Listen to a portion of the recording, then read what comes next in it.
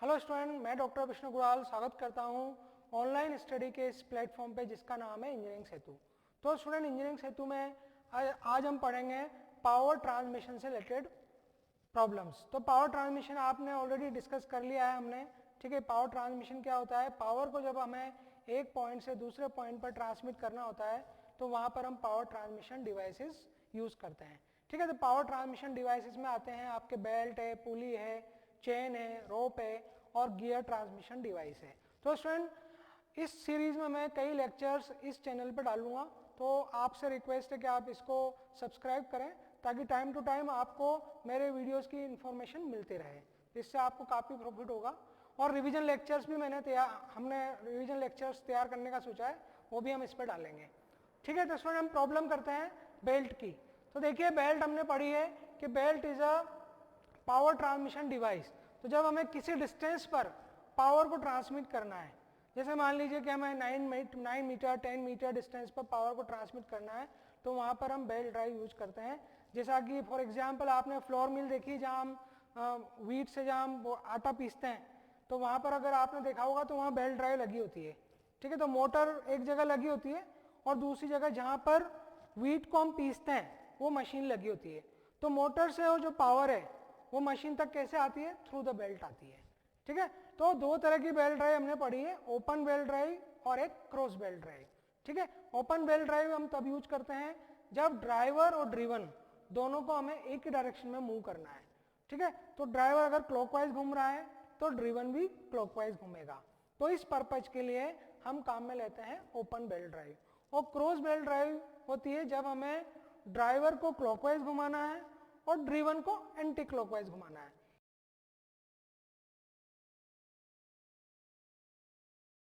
It means driver और driven को अगर हमें अपोजिट डायरेक्शन में मूव करना है तो फिर हम cross belt drive arrangement use करेंगे। तो देखिए, तो क्रॉस बेल्ट और ओपन बेल्ट ड्राइव पर बेस्ड एक हम न्यूमेरिकल प्रॉब्लम लेते हैं। देखिए क्या प्रॉब्लम है। Two pulleys of diameter 300 mm and 750 mm mounted on a two parallel shaft 1.5 metre apart. तो एक हम डायग्राम बना लेते हैं ओपन बेल्ट ड्राइव सिस्टम का। तो ये ले लीजिए ओपन बेल्ट ड्राइव सिस्टम।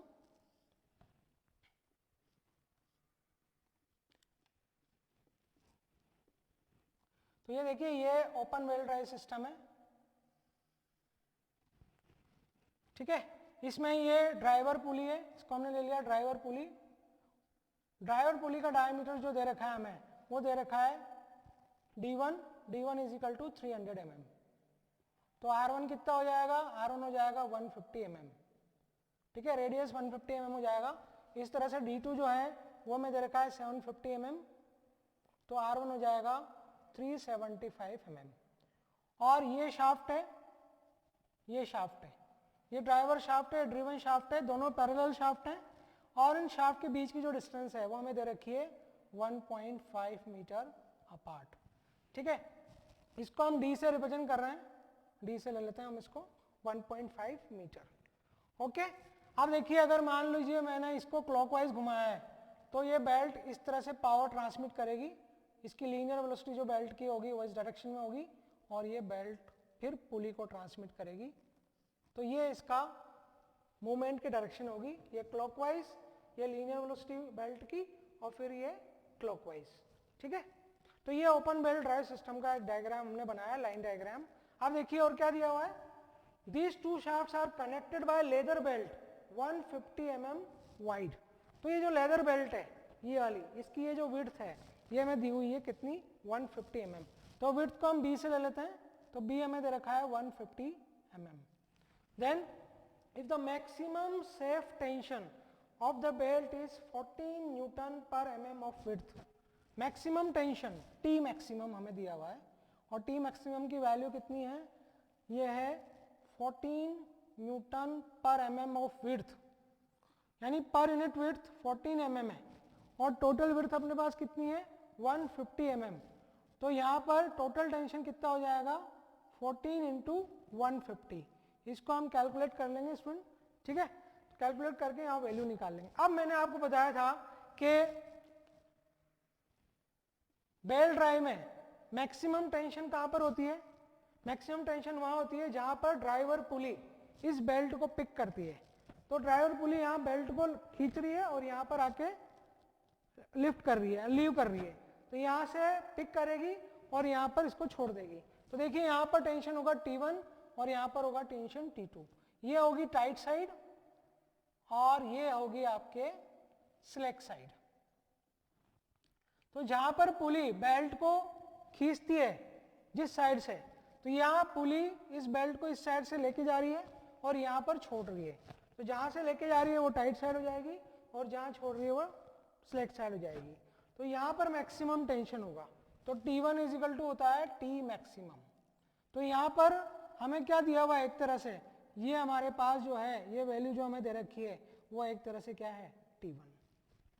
ठीक है, इसी को हम T1 कहेंगे। अब आप करिए, इसकी वैल्यू निकाल लेते हैं हम। ठीक है, ये वैल्यू हमारे पास आ गई 2100 न्यूटन। तो ये T1 की वैल्यू हमारे पास आ गई। तो मैक्सिमम टेंशन जो होगा वो टाइट साइड पे होगा। मैक्सिमम टेंशन हमेशा टाइट साइड पे होता है और मिनिमम टेंशन स्लैक साइड पे होता है। तो T1 हो गया 2100 न्यूटन। अब देखिए और क्या दिया हुआ हमें, determine maximum power transmitted in the case of open belt drive. सबसे पहले हम ओपन बेल्ट ड्राइव का केस ले रहे हैं। ठीक है, तो ओपन बेल्ट ड्राइव अपन ने बनाया है। अच्छा, और क्या हमें गिवन है, assume speed of belt as 540 metre per minute. इसका मतलब है आपको N1 दे रखा है और N1 कितना है, N1 है हमारे पास 540, N लगाते हैं 540 मीटर पर मिनट। पर मिनट को आप सेकंड में चेंज कर दें तो 540 अपॉन सेकंड में चेंज कर दें या फिर ऐसे ही रहने दें, आप मीटर पर मिनट ही रहने दें। ठीक है, लीनियर स्पीड दी हुई है। लीनियर स्पीड को हम v से लिखते हैं ना कि n से। ठीक है, n को हम लिखते हैं रोटेशनल स्पीड। ठीक है, तो इसको भी आप छोड़ दें। तो वेलोसिटी हो गई 540 मीटर पर मिनट। ओके, इसके बाद कोएफिशिएंट ऑफ फ्रिक्शन दे रखा है, तो कोएफिशिएंट ऑफ फ्रिक्शन हो जाएगा म्यू 0.25। ये डेटा हमें गिवन है स्टूडेंट। अब हमें क्या फाइंड करना है, हमें पावर निकालनी है, मैक्सिमम पावर। ठीक है, तो सबसे पहले हम बात करें कि पावर का फॉर्मूला क्या होता है। देखिए पावर का जो फॉर्मूला होता है वो होता है हमारे पास P is equal to T1 minus T2 into V। ये हमारे पास फॉर्मूला होता है। तो देखिए T1 हमारे पास है, V हमारे पास है वेलोसिटी, लेकिन हमारे पास T2 नहीं है। तो सबसे पहला हमारा वर्क है T2 को फाइंड करना। ठीक है, तो टेंशन एट स्लैक साइड हम फाइंड करेंगे। तो उसको फाइंड किस तरह से किया जाएगा स्टूडेंट, उसको फाइंड करने के लिए हम क्या करते हैं, अब मैं क्वेश्चन मिटा देता हूं एक बार। देखिए हम क्या करेंगे उसको फाइंड करने के लिए, सबसे पहले हमारे पास जो बेल्ट का जो टेंशन रेशो होता है T1 अपॉन T2, ये होता है T maximum upon T minimum और इजिकल टू होता है e की पावर म्यू थीटा। म्यू होता है coefficient of friction, this is coefficient of friction, और थीटा होता है एंगल ऑफ कांटेक्ट या एंगल ऑफ लैप कहते हैं इसको हम। तो सबसे पहले तो हम एंगल ऑफ लैप फाइंड करेंगे ओपन केस के लिए। ठीक है, तो in open belt drive, open belt drive, ये पुली छोटी है। ठीक है, तो छोटी पुली के लिए जो थीटा की वैल्यू होगी ये होगी स्टूडेंट, ये। ठीक है, ये एंगल अल्फा होता है ये वाला। तो ये छोटी पुली पे बेल्ट जितने एंगल पे कांटेक्ट कर रही है पुली से, इस एंगल पे कर रही है, इसको हम कहते हैं एंगल ऑफ लैप। तो थीटा की वैल्यू ओपन बेल्ट ड्राइव के लिए थीटा की वैल्यू जो होती है वो होती है theta is equal to pi minus 2 alpha. Pi minus 2 alpha इसकी वैल्यू होगी। और अल्फा क्या है, अल्फा ये वाला एंगल है, ये स्मॉल एंगल। इसको मैं थोड़ा सा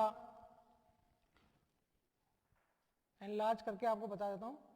जैसे बेल्ट का कांटेक्ट यहाँ है, ये बेल्ट, इसका कांटेक्ट यहाँ है, तो ये एंगल होगा अल्फा और ये होगा थीटा। तो थीटा कितना हो जाएगा, ये टोटल पूरा पाई है और ये अल्फा और ये अल्फा, तो थीटा कितना हो जाएगा पाई माइनस 2 अल्फा। ठीक है, अब आपको अल्फा की वैल्यू चाहिए।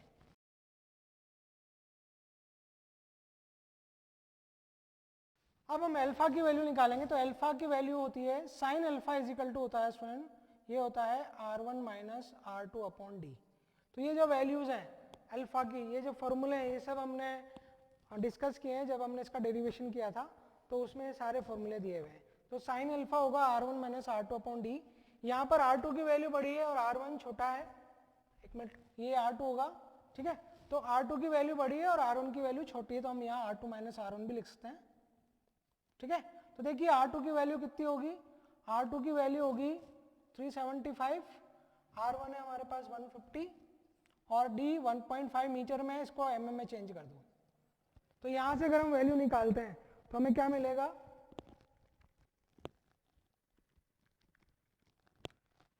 तो ये हमें मिलेगा 0.15। तो अल्फा इज इक्वल टू हो जाएगा स्टूडेंट साइन इनवर्स 0.15। तो आप साइन इनवर्स 0.15 निकाल लें तो आपको मिलेगा 8.6 डिग्री। तो ये 8.6 डिग्री हमारे पास अल्फा की वैल्यू आ गई। ठीक है, अब अल्फा को हम क्या करेंगे, अल्फा को हम रेडियन में चेंज कर देंगे। ये डिग्री में है, इसको आप रेडियन में चेंज कर दें। ठीक है, तो रेडियन में चेंज करेंगे तो कितना हो जाएगा, या फिर ऐसा करें तो थीटा इज इक्वल टू जाएगा पाई 180 डिग्री है। फिर यहाँ 180 डिग्री, आप अगर डिग्री में वैल्यू रख रहे हैं यहाँ पर, तो ये भी आप डिग्री में ले लें, -2 इंटू 8.6 डिग्री। तो इस वन कितना हो जाएगा, ये 162.75। ठीक है, अगर हम इसको 2 डेसिमल तक लें तो ये वैल्यू आपके 162.75 आएगी डिग्री। अब हमें क्या करना है, इसको रेडियन में चेंज करना है। तो रेडियन में चेंज करने के लिए हम क्या करेंगे, पाई बाई 180 से इसको मल्टीप्लाई कर देंगे। तो यहाँ से आपको रेडियन में वैल्यू मिल जाएगी। तो इसको हमने ले लिया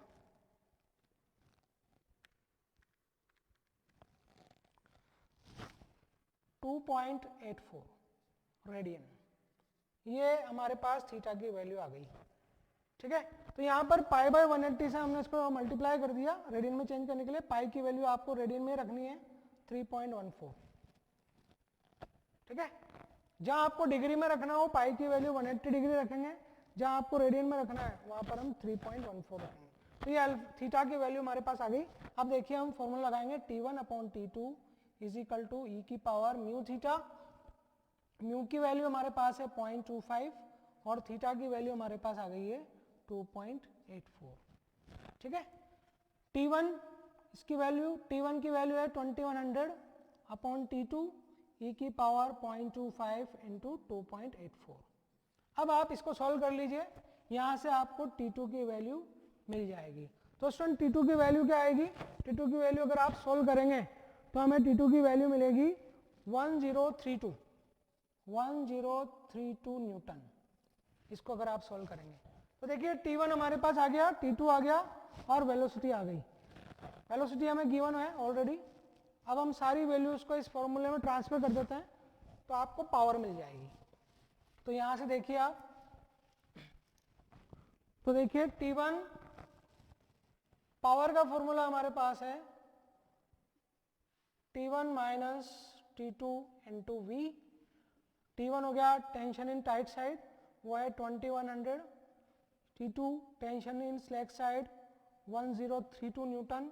वेलोसिटी हमें दे रखी है 540 मीटर पर मिनट। ठीक है, इसको आप सेकंड में चेंज कर दें मिनट को। ठीक है, तो आपको ये पावर मिल जाएगी जूल पर सेकंड में। अब हम इसको सॉल्व कर लेते हैं तो हमें कितना मिलेगा,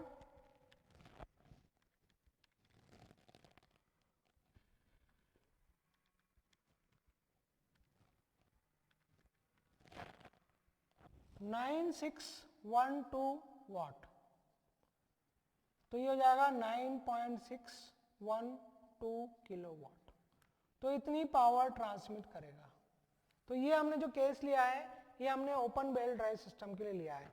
सेम कैलकुलेशन हम क्या करेंगे स्टूडेंट, सेम कैलकुलेशन हम लेंगे किसके लिए, क्रॉस बेल ड्राइव सिस्टम के लिए। Now student come to the cross belt drive system. तो क्रॉस बेल्ट ड्राइव सिस्टम में देखिए ये हमने क्रॉस बेल्ट ड्राइव सिस्टम लिया है जिसमें हमें क्या करना है, अगर ड्राइवर क्लॉकवाइज में चल रहा है तो ड्रिवन एंटी क्लॉकवाइज चलेगा। तो यहाँ पर पावर ट्रांसमिशन किस तरह से होगा, ये जो ड्राइवर पुली है ये बेल्ट को इस तरह से पिक करेगी और बेल्ट इस तरह से मूव करेगी और फिर ये बेल्ट ड्रिवन पुली को एंटी क्लॉकवाइज डायरेक्शन में इस तरह से घुमाएगी। तो बेल्ट का जो मूवमेंट होगा वो इस तरह से होगा। ठीक है, अब इसके लिए भी मुझे पावर ट्रांसमिशन कैपेसिटी चाहिए कि ये कितनी पावर ट्रांसमिट करेगा। तो सेम प्रोसीजर हम अप्लाई करते हैं जैसे हमने ओपन बेल्ट ड्राइव सिस्टम में किया था। अब हम क्लोज बेल्ट ड्राइव सिस्टम के लिए क्या करेंगे स्टूडेंट, देखिए टेंशन की वैल्यू अब चेंज हो जाएगी। ठीक है, मैक्सिमम टेंशन उतना ही रहेगा जो हमें दिया हुआ है, लेकिन जो मिनिमम टेंशन है T2 स्लैक साइड का जो टेंशन है वो चेंज हो जाएगा। तो हमें पहले स्लैक साइड का टेंशन फाइंड करना है। तो उसके लिए हम क्या करेंगे स्टूडेंट, सबसे पहले हम एंगल ऑफ लैप फाइंड करेंगे जिस तरह से हमने ओपन बेल्ट ड्राइव सिस्टम में यूज किया था। तो इन cross belt drive system, cross belt drive system में अल्फा की वैल्यू, थीटा की वैल्यू जो होगी वो होगी पाई प्लस 2 अल्फा।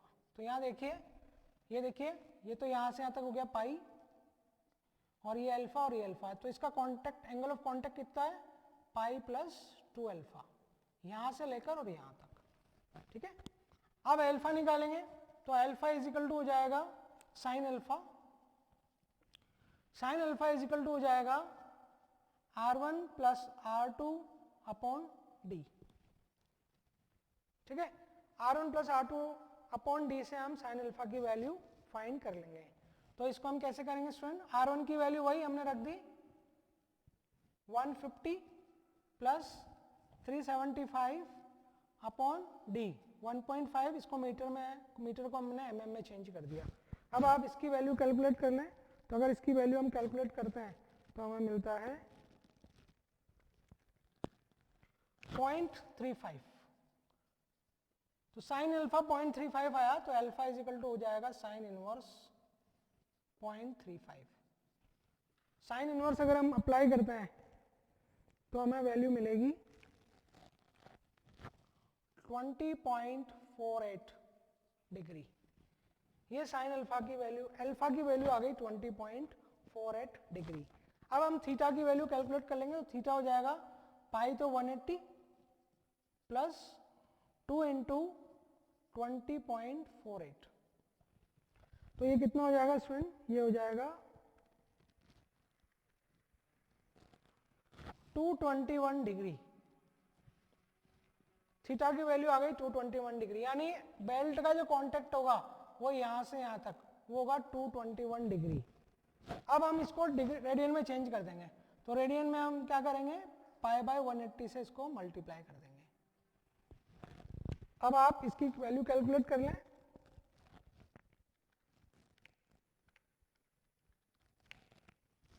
$3.85 आ जाएगा। पाई की वैल्यू आप यहाँ पर 180 नहीं रखेंगे, यहाँ पर हम रखेंगे 3.14, क्योंकि हमें वैल्यू किस में चाहिए, रेडियन में चाहिए। तो ये रेडियन में वैल्यू आ गई, थीटा आ गया। अब हम क्या कैलकुलेट करेंगे, अब हम टेंशन फॉर्मूला अप्लाई करेंगे, T1 upon T2 is equal to e की पावर म्यू थीटा। T1 हमारे पास है 2100, T2 ई की पावर 0.25 और थीटा की वैल्यू रख दी हमने 3.85। ठीक है, अब हम इसको कैलकुलेट कर लेते हैं।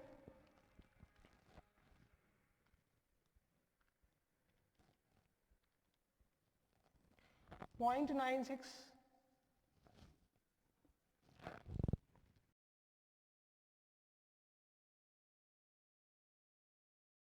so if you calculate the value of T2, तो T2 हमें मिलेगा अप्रोक्सीमेटली 801.5 न्यूटन। तो देखिए टाइट साइड का टेंशन 2100 है और स्लैक साइड का 801.5 न्यूटन है। इससे हम पावर कैलकुलेट कर लेंगे, पावर हो जाएगा T1 minus T2 into we. T1 की वैल्यू 2100 हो गया, ये हो गया 801.5। वेलोसिटी हमें दे रखी है 540 मीटर पर मिनट, मिनट को हम सेकंड में चेंज कर देंगे। ठीक है, तो हमारा आंसर अब वॉट में आ जाएगा। तो इसको अगर हम सॉल्व करते हैं तो हमें मिलेगा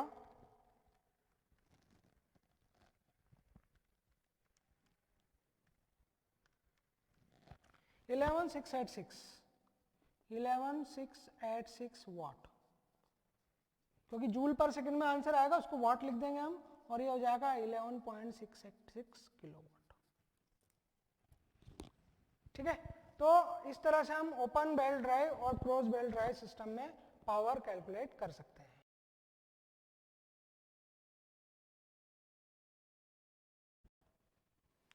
ओके स्टूडेंट, आशा है आपको इस वीडियो के कंटेंट समझ में आए होंगे, और अगर आपको कंटेंट समझ में आए हैं तो आप इस वीडियो को लाइक और शेयर करना ना भूलें और सब्सक्राइब करना भी ना भूलें, ताकि आपको आने वाले जितने भी वीडियोस हैं उनकी इन्फॉर्मेशन मिल सके।